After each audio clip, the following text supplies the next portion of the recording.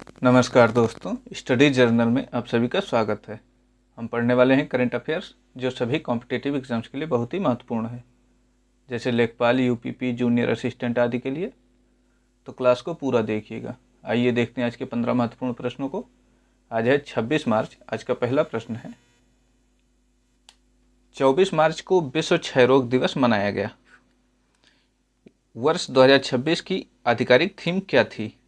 A, unite to end TB, B, yes we can end TB, C, invest to end TB save lives, या फिर option D, wanted leaders for a TB free world. इसका सही जवाब है option B, yes we can end TB. प्रतिवर्ष 24 मार्च को क्षय रोग यानी कि ट्यूबरक्लोसिस के विनाशकारी स्वास्थ्य, सामाजिक और आर्थिक परिणामों के बारे में सार्वजनिक जागरूकता बढ़ाने के लिए यह दिवस मनाया जाता है। वर्ष 2026 की theme yes we can end TB एक सकारात्मक संदेश देती है कि सामूहिक प्रयासों, निवेश और नवाचार के साथ इस महामारी को समाप्त करना संभव है। डॉक्टर रॉबर्ट कोच ने 24 मार्च 1882 को टीबी के बैक्टीरिया माइको बैक्टीरियम ट्यूबरक्लोसिस की खोज की थी, जिसके लिए उन्हें नोबेल पुरस्कार भी मिला था। अगला प्रश्न है प्रश्न संख्या 2। प्रधानमंत्री नरेंद्र मोदी ने 24 मार्च 2026 को वन वर्ल्ड टीबी समिट को कहां संबोधित किया? ए, नई दिल्ली, बी, पुणे महाराष्ट्र में, सी, गांधीनगर गुजरात, या फिर ऑप्शन डी, वाराणसी उत्तर प्रदेश। इसका सही जवाब है ऑप्शन डी, वाराणसी उत्तर प्रदेश। प्रधानमंत्री ने वाराणसी में आयोजित वन वर्ल्ड टीबी समिट में वैश्विक लक्ष्यों से 5 साल पहले भारत को टीबी मुक्त बनाने की अपनी प्रतिबद्धता दोहराई। इस सम्मेलन में टीबी के खिलाफ लड़ाई में उत्कृष्ट कार्य करने वाले राज्यों और जिलों को पुरस्कृत किया गया और टीबी मुक्त पंचायत जैसी नई पहलों की शुरुआत की गई। भारत ने 2025 तक टीबी मुक्त होने का लक्ष्य रखा है, जबकि संयुक्त राष्ट्र के सतत विकास लक्ष्यों यानी कि एसडीजी के तहत वैश्विक लक्ष्य 2030 है। अगला प्रश्न है प्रश्न संख्या 3। हाल ही में किस देश ने दुनिया का सबसे बड़ा कार्बन कैप्चर प्लांट सफलतापूर्वक चालू किया है? ए, आइसलैंड, बी, नॉर्वे, सी, अमेरिका, या फिर ऑप्शन डी, संयुक्त अरब अमीरात। इसका सही जवाब है ऑप्शन ए, आइसलैंड। आइसलैंड ने मैमथ नामक दुनिया का सबसे बड़ा कार्बन कैप्चर प्लांट शुरू किया है। यह प्लांट डायरेक्ट एयर कैप्चर तकनीक का उपयोग करता है, जिसमें बड़े पंखों की मदद से हवा सीधे कार्बन डाइऑक्साइड सोख लेती है और उसे सुरक्षित रूप से भूमिगत रूप में पत्थर में बदल दिया जाता है। यह ग्लोबल वार्मिंग रोकने की दिशा में एक बड़ी सफलता है।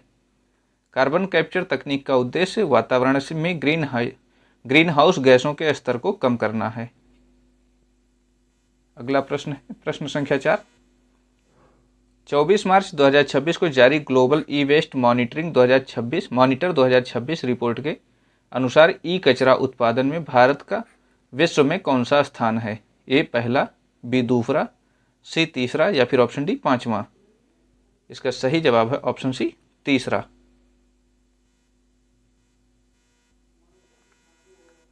नवीनतम रिपोर्ट के अनुसार भारत चीन और अमेरिका के बाद दुनिया का तीसरा सबसे बड़ा ई कचरा उत्पादक देश बन गया है।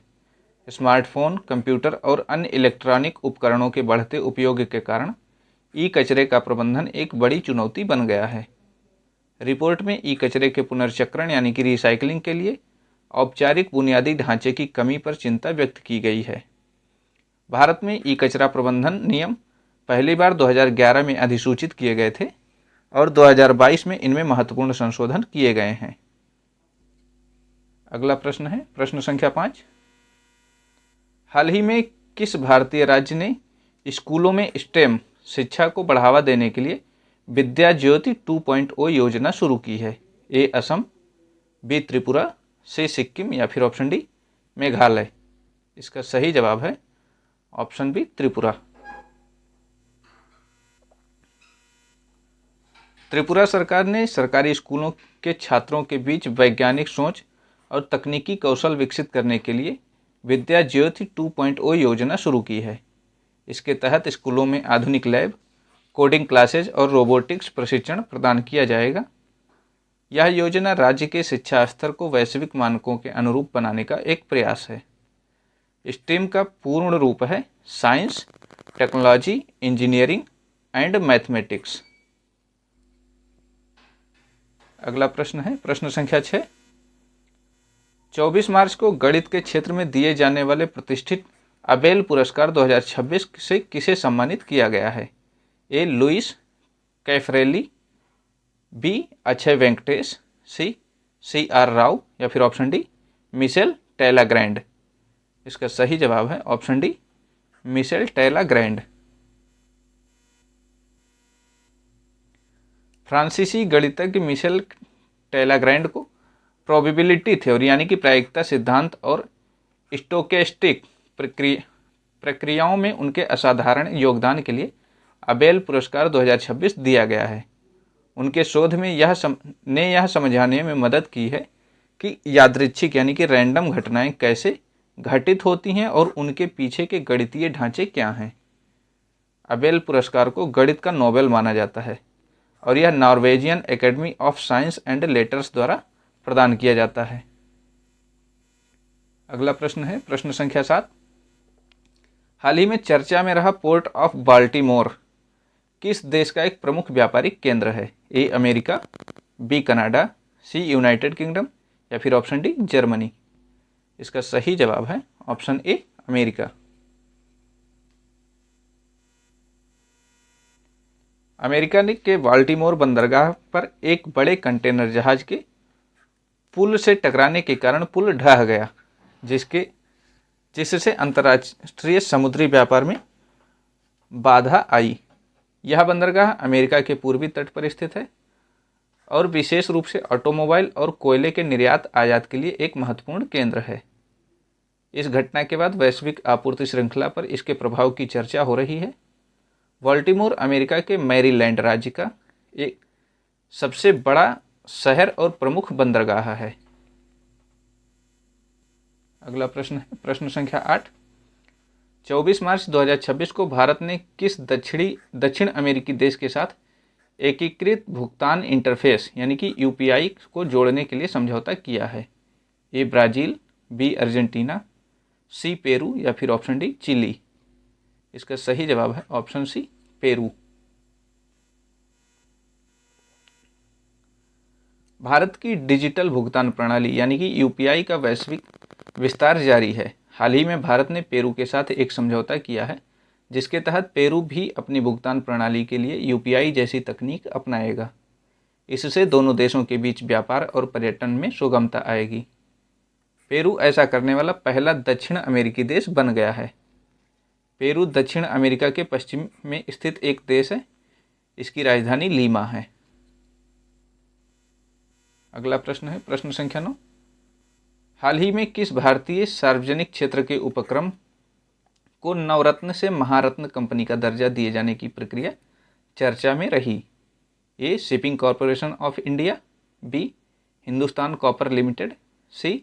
रेल विकास निगम लिमिटेड या फिर option D Oil India Limited. इसका सही जवाब है option B Hindustan Copper limited.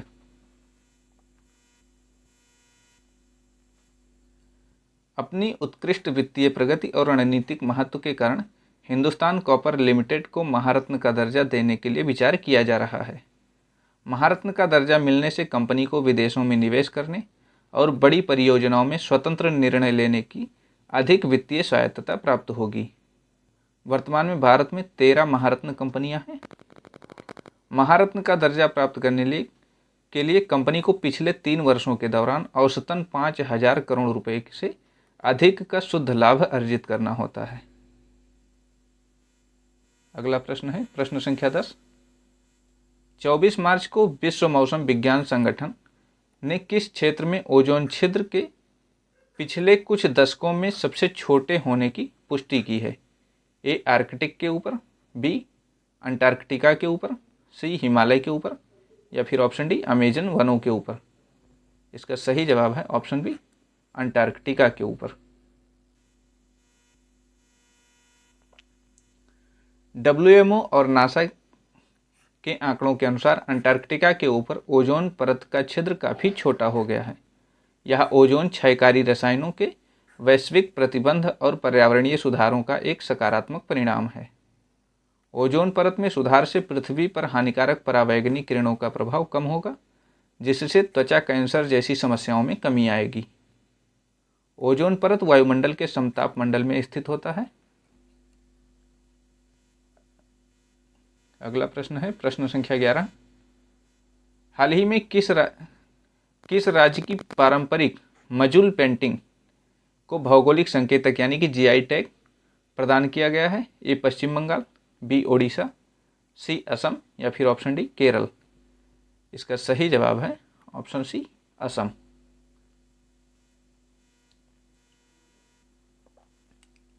Assam के मजुली द्वीप की 16वीं शताब्दी की पारंपरिक हस्तलिखित पेंटिंग को GI टैग मिला है।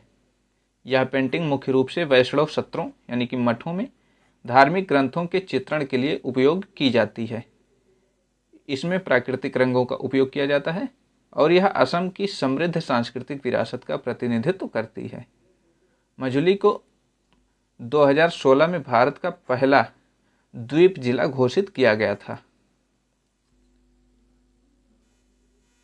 अगला प्रश्न है प्रश्न संख्या 12। 24 मार्च 2026 को इंडियन प्रीमियर लीग यानी कि IPL 2026 के इतिहास में सबसे अधिक विकेट लेने वाला गेंदबाज कौन बना? ए युजवेंद्र चहल, बी पीयूष चावला, सी ड्वेन ब्रावो या फिर ऑप्शन डी लसिथ मलिंगा। इसका सही जवाब है ऑप्शन ए युजवेंद्र चहल। भारतीय स्पिनर युजवेंद्र चहल ने IPL 2026 के दौरान नया इतिहास रचते हुए इस लीग में सबसे अधिक विकेट लेने का रिकॉर्ड अपने नाम कर लिया है। वे IPL के इतिहास में 200 विकेटों का आंकड़ा पार करने वाले पहले गेंदबाज भी बन गए हैं। उनकी इस उपलब्धि ने T20 क्रिकेट में स्पिनरों के महत्व को एक बार फिर साबित किया है।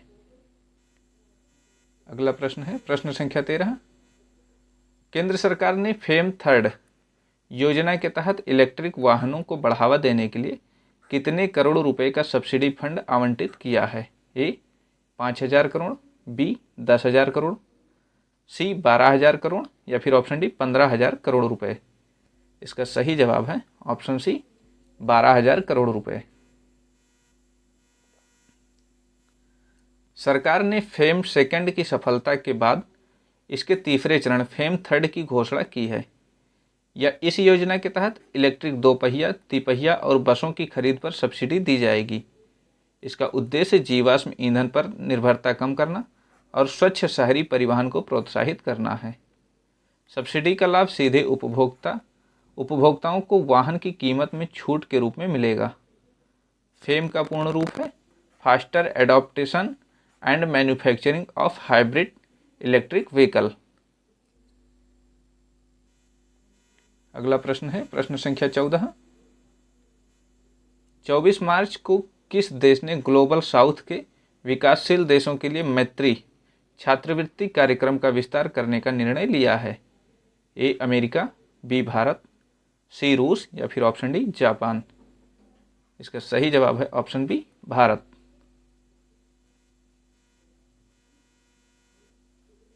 भारत सरकार ने अपने मैत्री छात्रवृत्ति कार्यक्रम का दायरा बढ़ाते हुए इसमें और अधिक देशों को शामिल किया है।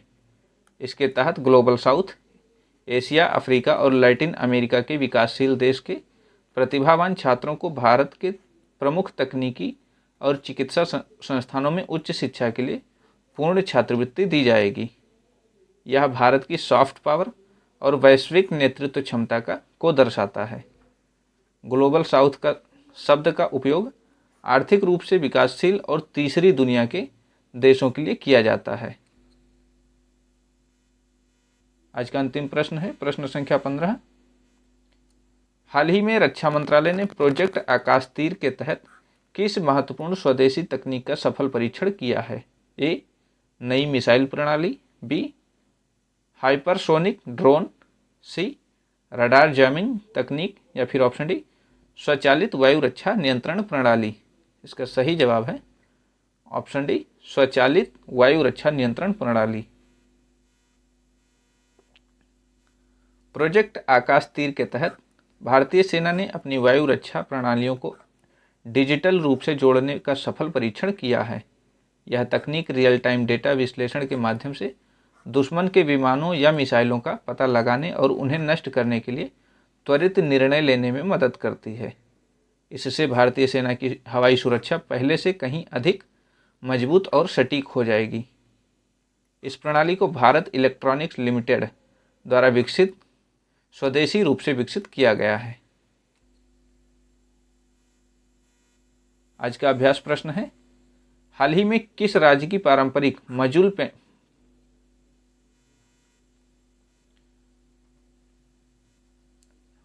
मजुल पेंटिंग को भौगोलिक संकेतक यानी कि जीआई टैग प्रदान किया गया है?